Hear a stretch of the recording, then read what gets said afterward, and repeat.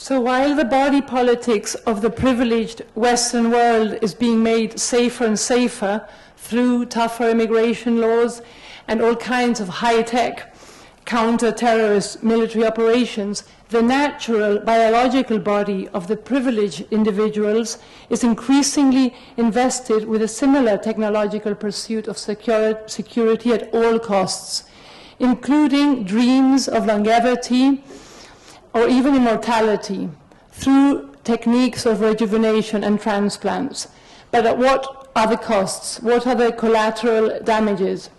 I don't know if you've read that 2008 was the year which, for the first time in the history of mankind, urban population is larger than rural population.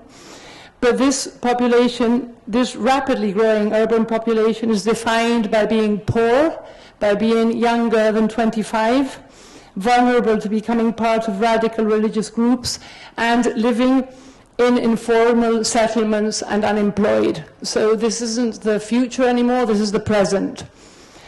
And so in this context, dominated by uncontrolled capitalist development, we face, I believe, a new planetary space, a space that in older science fiction films used to be called the forbidden zone, defined by ecological and biological hazards brought about by global warming and climate change. And these unsafe areas, which used to be called in political and sociological terms underdeveloped countries, have now become superimposed onto the familiar landscapes of poverty in the Western world.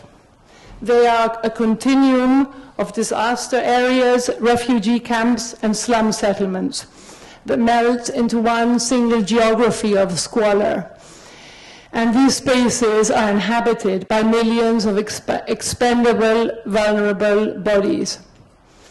Do I have time, Catherine, for another clip, or shall I put the Tapalojo trailer? Because I also wanted to show you the trailer. Maybe I'll just move on to show you the trailer of Tapalojo, because I don't want to take too much time. The last thing I'm going to show you, because we still have another speaker and then the keynote speaker, is the trailer of a feature film I made in 2008 with my sister Gabriela. We shot it in South Africa.